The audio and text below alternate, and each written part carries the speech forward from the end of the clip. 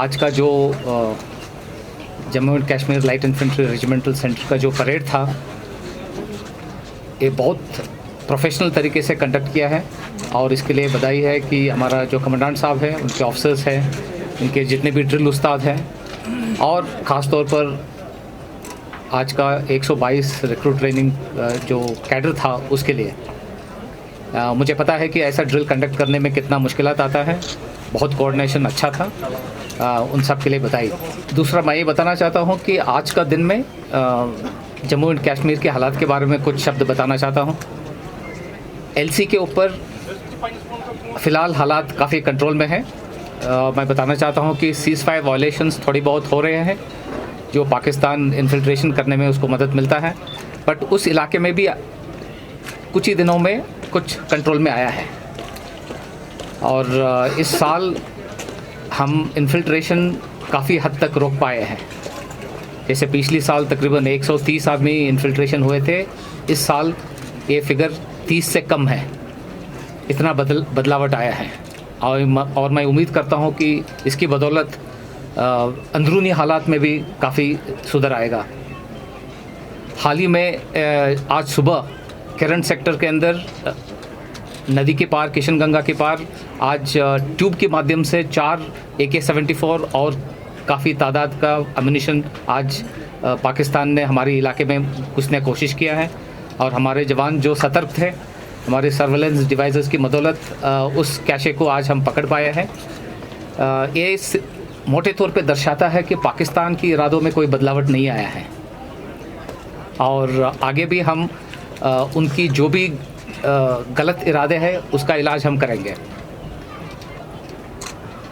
Hinterland operations आप सब देख रहे हैं कि लगातार हम टेररिस्ट को न्यूट्रलाइज कर रहे हैं। आज सुबह भी वनारार बिजबेहरा के इलाके के अंदर एक फॉरेन टेररिस्ट और एक लोकल टेररिस्ट को आज हमने न्यूट्रलाइज किया है और ये देखने में आया है कि जहाँ भी हम ख़ास तौर पर फॉरेन टेररिस्ट को न्यूट्रलाइज करते हैं उस इलाके में एक अलग शांति आता है। पुलवामा, शोपिया में ख़ास तौर पर पिछली 2-3 महीने में जो ऑपरेशन हुआ है उसकी वजह उस इलाके में काफ़ी हद तक शांति आया हुआ है। और इसके साथ साथ मैं ये भी बताना चाहता हूँ कि रिक्रूटमेंट में पिछली 6 महीने में कम हुआ था, बट पिछली 1 महीने के अंदर थोड़ी बहुत बढ़त हुआ है।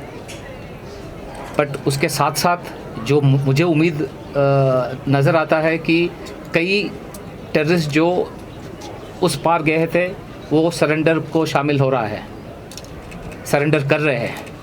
उसके बारे में हम ज़्यादा आवाज़ नहीं करते हैं, बट ये एक अच्छी इंडिकेटर है मेरे लिए। बाकी कोविड की समस्या फ़िलहाल अभी भी है। उस दिशा में जो भी आर्मी आवाम के साथ मिल के जो कंट्रोल करने में हो सकता है वो कार्रवाई हम कर रहे हैं, आगे भी हम करते रहेंगे। और दूसरी बात ये देखने में आ रहा है कि इकोनॉमिक एक्टिविटी धीरे से पकड़ में आ रहा है।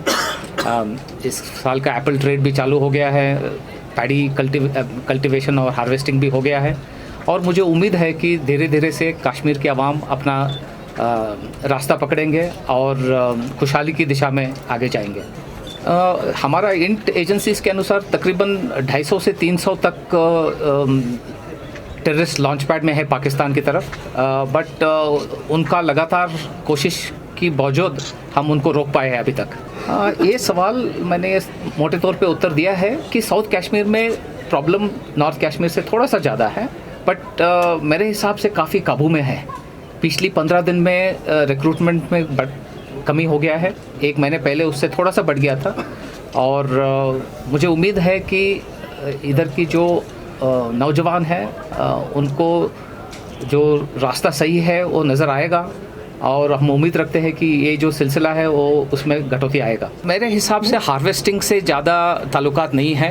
हार्वेस्टिंग हो, पैडी कल्टीवेशन है या ऑर्चर्ड के अंदर जो वेजिटेशन है, उससे ज़्यादा फ़र्क नहीं पड़ता है। 19-20 का फ़र्क है और मेरे हिसाब से इसका ऑपरेशनल इम्प्लीकेशन नहीं है। हाँ, ये मैंने मीडिया में देखा है कि पाकिस्तान चाइना को मदद कर रहा है या चाइना पाकिस्तान को मदद कर रहा है, ऐसा इंडिकेटर हमको नहीं है।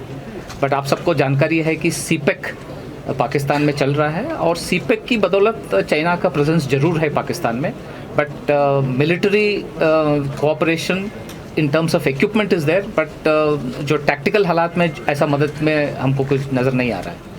ये जो आप सवाल पूछा है कि the desire for Pakistan to push weapons is very much alive, ये आज सुबह की बात कर रहा हूँ मैं, किरण से हुआ है, तंगदार से भी हुआ है, नीचे जम्मू सेक्टर से भी हुआ है और पंजाब इलाके से भी हुआ है।